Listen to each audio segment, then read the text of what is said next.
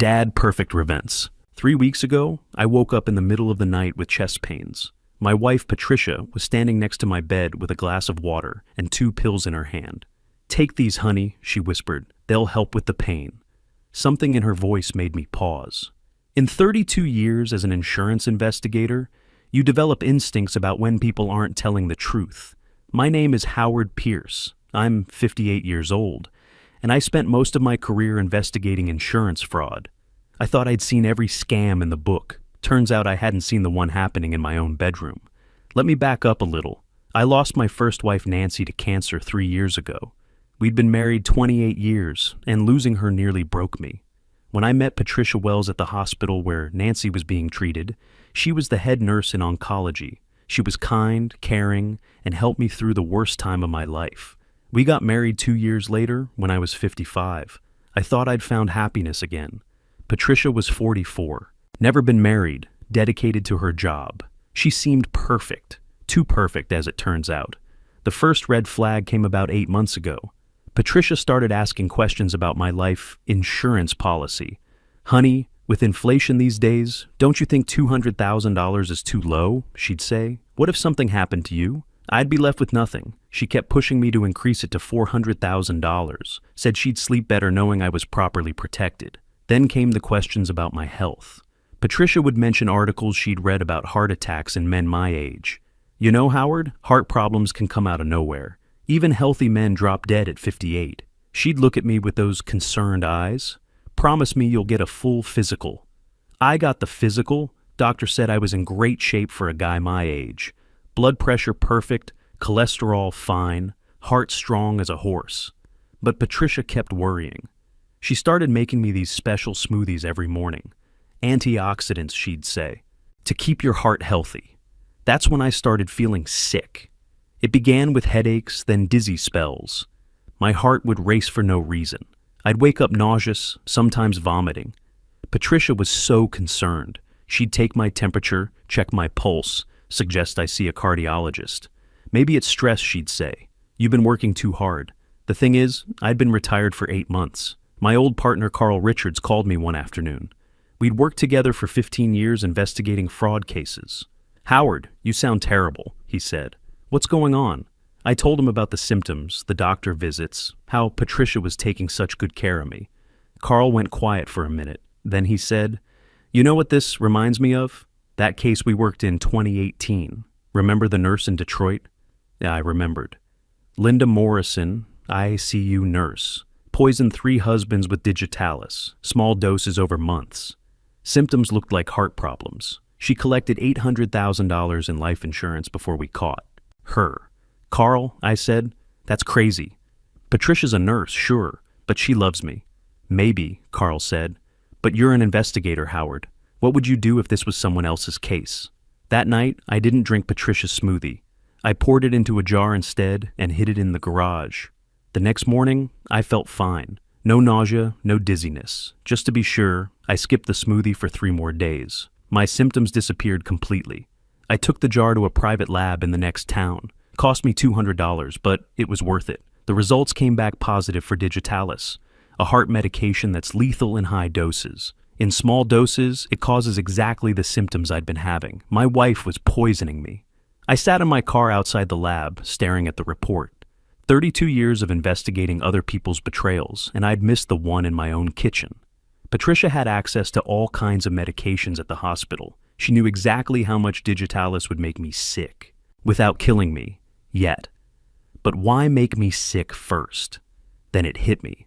She needed a medical history. If I suddenly dropped dead with no prior symptoms, it might raise questions.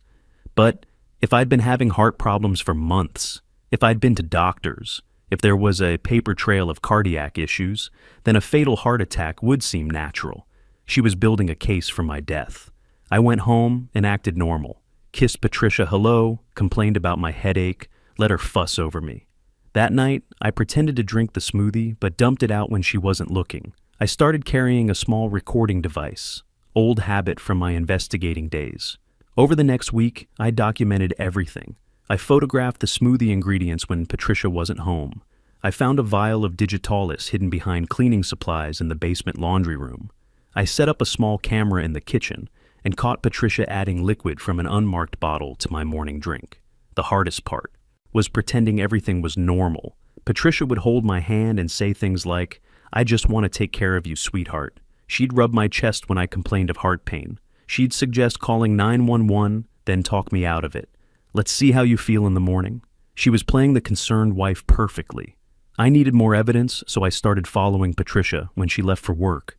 3 days a week, she didn't go to the hospital. Instead, she drove to Riverside Apartments across town. Unit 4, B. I sat in my car and watched through binoculars. At 2:30 p.m., a man came out. Tall, dark hair, about 45. He kissed Patricia goodbye. I ran the license plate. Dr. Harvey Coleman, cardiologist at Mercy General Hospital. Same hospital where Patricia worked. They'd been having an affair. I tailed them for 2 weeks. Restaurants, hotels, long walks in the park holding hands.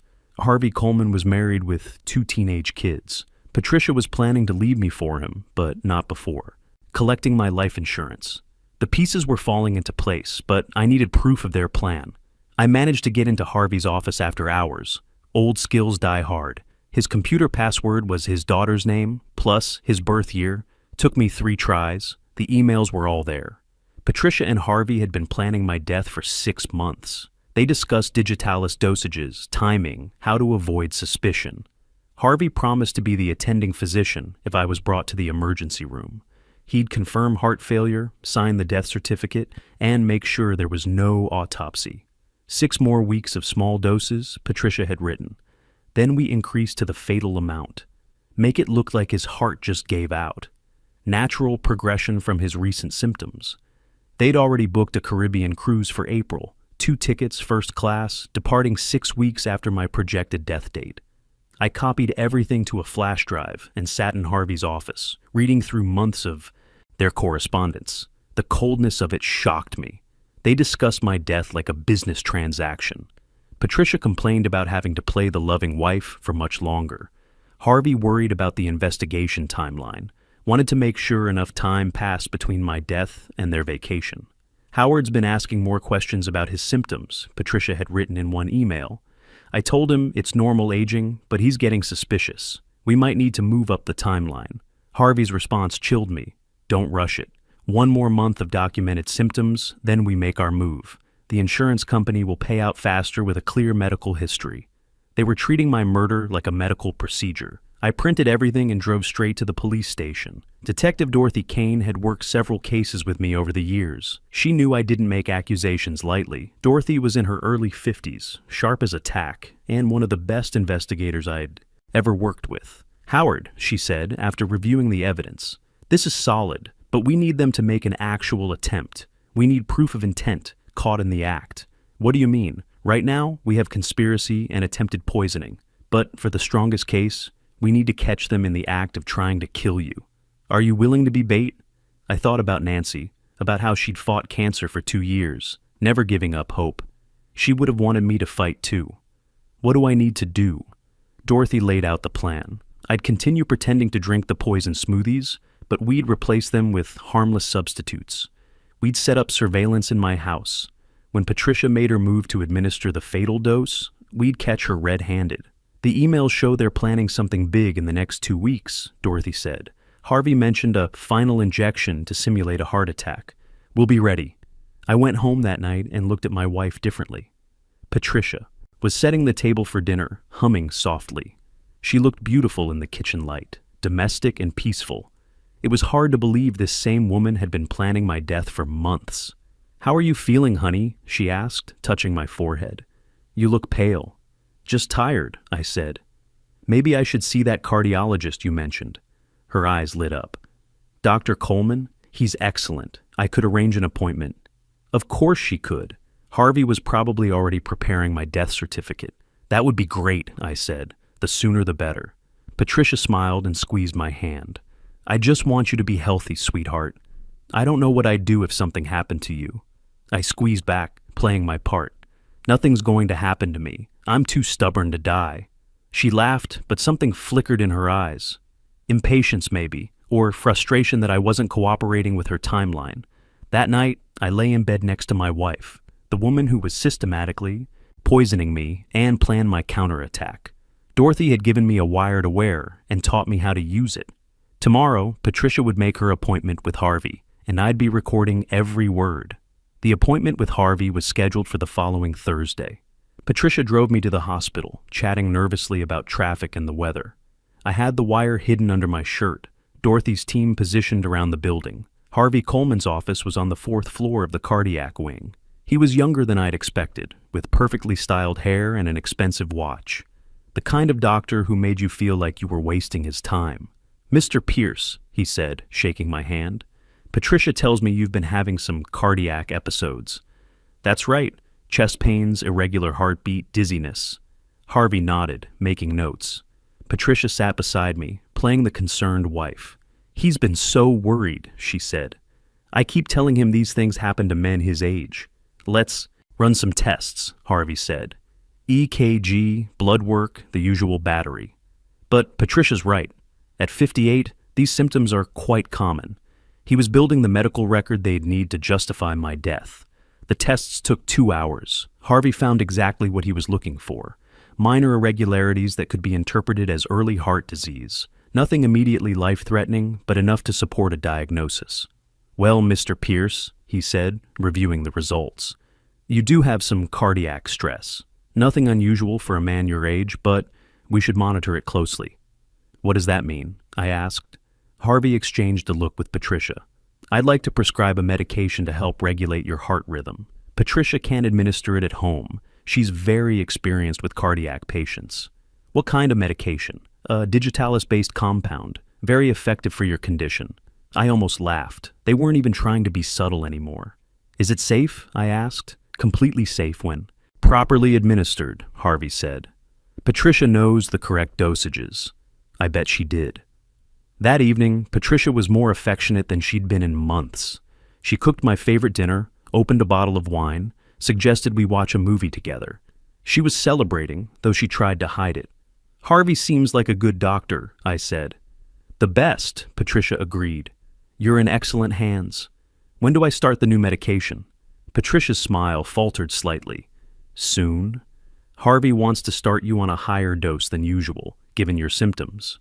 But don't worry, I'll make sure you get exactly what you need." Over the next few days, I watched Patricia's behavior change. She was more attentive, more loving, more concerned about my health. She kept asking how I felt, suggesting I rest more, encouraging me to take naps. She was preparing for the final phase. Carl called me Tuesday afternoon. "How's the investigation going?" "Almost over," I said, making sure Patricia was out of earshot. "They're planning something for this week. Be careful, Howard. You're playing with fire. I've been playing with fire for 32 years. I know what I'm doing." But as the week progressed, I started having doubts. What if something went wrong? What if Dorothy's team wasn't quick enough? What if Patricia decided to try a different method? Wednesday night, Patricia made her special smoothie one last time. "This should help you sleep better," she said, handing me the glass. Harvey said, "Good rest is crucial for heart patients." I pretended to drink it, then excused myself to use the bathroom. Dorothy's team had analyzed the previous samples. They were getting stronger. Patricia was building up to the final dose. Thursday morning, I woke up to Patricia standing over my bed with a syringe. "Good morning, sweetheart," she said softly. "Time for your medication." My heart was pounding, but not from any heart condition. This was it. The moment we'd been waiting for. "What's that?" I asked, sitting up slowly. "Harvey's new medication. He wants to try an injectable form, more effective than pills. I don't like needles." Patricia's smile was patient, practiced. "It's just a little pinch, honey. This will make you feel so much better." She was right about that. I'd feel much better when she was behind bars. "Patricia," I said, "before you give me that shot, there's something I need to tell you." She paused, syringe in hand. "What is it?" "I know about Harvey." Her face went white. "What do you mean?" "I know about the affair. I know about the emails. I know about the Caribbean cruise you booked for next month." Patricia's hand was shaking now. The syringe trembled in her grip. "Howard, I don't know what you're talking about. I know about the digitalis you've been putting in my smoothies for the last 6 months. I know about the plan to kill me and collect the insurance money." She took a step back, still holding the syringe. You're paranoid. The stress is affecting your mind. Actually, I said, standing up slowly, I'm thinking more clearly than I have in months. Probably because I stopped drinking your poison smoothies 3 weeks ago. Patricia's mask finally slipped. Her concerned expression dissolved, replaced by something cold and calculating. You can't prove anything, she said. Can I? I lifted my shirt, showing her the wire. I've been recording everything, Patricia. The police have been listening to our entire conversation. She stared at the wire, then at me, then at the syringe in her hand. Drop the syringe, Patricia, I said. It's over. Instead, she lunged at me with the needle. I caught her wrist just as the needle came toward my neck. Patricia was stronger than I'd expected, but 32 years of police work had kept me in decent shape. We struggled for a few seconds before the bedroom door burst open. Police! Drop the weapon! Detective Dorothy Kane and 2 officers stormed in, guns drawn. Patricia froze, the syringe still in her hand, her face twisted with rage and desperation. Drop it now, Dorothy shouted. Patricia looked at me, then at the officers, then at the syringe. For a moment, I thought she might try to inject herself rather than face what was coming. Instead, she let it fall to the floor. Patricia Wells Pierce, Dorothy said, moving forward with handcuffs. You're under arrest for attempted murder and conspiracy to commit murder. As they cuffed her, Patricia turned to me one last time. You bastard, she hissed. You were supposed to die. 32 years investigating insurance fraud, I told her. Did you really think I wouldn't figure it out? They took her away in the back of a police car. I stood in my driveway, watching the taillights disappear, feeling oddly empty. The woman I'd loved, trusted, and planned to spend my remaining years with had been systematically trying to kill me for 6 months. Harvey Coleman was arrested at the hospital an hour later. They caught him trying to delete files from his computer, but our tech team had already copied everything. His wife served him with divorce papers the same day. The investigation that followed revealed the full scope of their plan. Patricia and Harvey had researched untraceable poisons for months, studied life insurance policies, even practiced injecting liquid into oranges to perfect their technique. They'd planned every detail except getting caught. The trial started 4 months later. I testified for 2 days, walking the jury through my investigation step by step. The prosecutor played recordings of Patricia and Harvey discussing my death like they were planning a vacation. The jury heard Patricia complaining about having to play the loving wife while she slowly poisoned me. Carl testified about similar cases we'd worked, explaining how medical professionals sometimes use their knowledge to commit the perfect crime. The lab technician confirmed the digitalis in my smoothie samples. The surveillance footage showed Patricia preparing the poison drinks every morning. Harvey had already accepted a plea deal in exchange for testimony against Patricia. He described how she'd approached him with the idea, how they'd planned it together, how she'd convinced him that killing me was their only path to happiness. She told me Howard was old, that he'd had a good life, Harvey testified. She said the insurance money would let us start fresh somewhere warm. I wanted to believe her. Patricia's defense attorney tried to paint Harvey as the mastermind, Patricia as a manipulated victim. But the evidence was overwhelming. The emails came from her accounts. The poison was found in her possession. The injection attempt was caught on tape. The most damaging testimony came from Patricia's coworkers at the hospital. Several nurses described how Patricia had asked suspicious questions about cardiac medications, drug interactions, and autopsy procedures. One remembered Patricia researching how long digitalis stayed in the human system after death. The jury deliberated for 6 hours, guilty on all counts. At sentencing, the judge addressed Patricia directly. You betrayed the most fundamental trust between spouses. You used your medical knowledge to systematically poison a man who loved you. The callousness of your actions represents a profound moral failure. Patricia got 20 years for attempted murder and conspiracy. Harvey got 15 years and lost his medical license permanently. His medical career was over, his family destroyed, his future reduced to a prison cell. I kept the house and all my assets. The $400,000 life insurance policy Patricia had pushed me to get, I used it to start a foundation that investigates suspicious deaths in older men. Turns out, there's a disturbing pattern of younger women targeting financially stable widowers. Dorothy Kane sends me cases now. Men who suspect their wives or girlfriends might be trying to harm them. I teach them what warning signs to watch for, how to gather evidence, how to protect themselves without alerting their potential killers. We've prevented 8 attempted murders in the past 2 years. Each case follows a similar pattern: new relationship, pressure to increase life insurance, mysterious health problems, overly concerned partner with medical knowledge or connections. The foundation has helped establish protocols for hospitals and insurance companies to flag suspicious claims. We've trained investigators to recognize the signs of spousal poisoning. We've saved lives. Sometimes I think about what would have happened if Carl hadn't called that day, if he hadn't reminded me of the Detroit case. I'd be dead, and Patricia would be on a beach somewhere with Harvey, spending my insurance money and laughing about how easy it was to fool the old investigator. Instead, she's in a federal prison in Ohio, and Harvey's serving his sentence in Pennsylvania. They'll both be in their 60s before they're eligible for parole. Their dream of a Caribbean retirement became a nightmare of concrete walls and prison uniforms. The experience changed me. I don't trust as easily as I used to. I make my own food, handle my own medications, and I've learned to listen to those investigative instincts that saved my life. When something feels wrong, it usually is. I still live in the same house, but I've remodeled the kitchen completely. Couldn't stand looking at the counter where Patricia prepared those poison smoothies every morning while telling me how much she loved me. These days, I make my own breakfast: coffee, toast, sometimes eggs. Simple food that no one else has touched.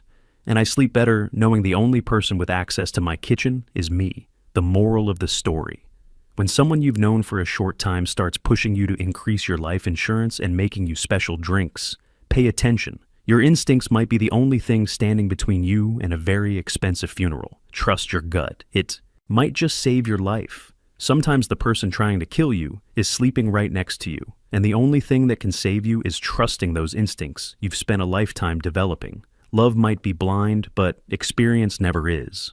And when you've investigated fraud for 32 years, you learn that the most dangerous criminals are often the ones who know exactly how much you're worth dead.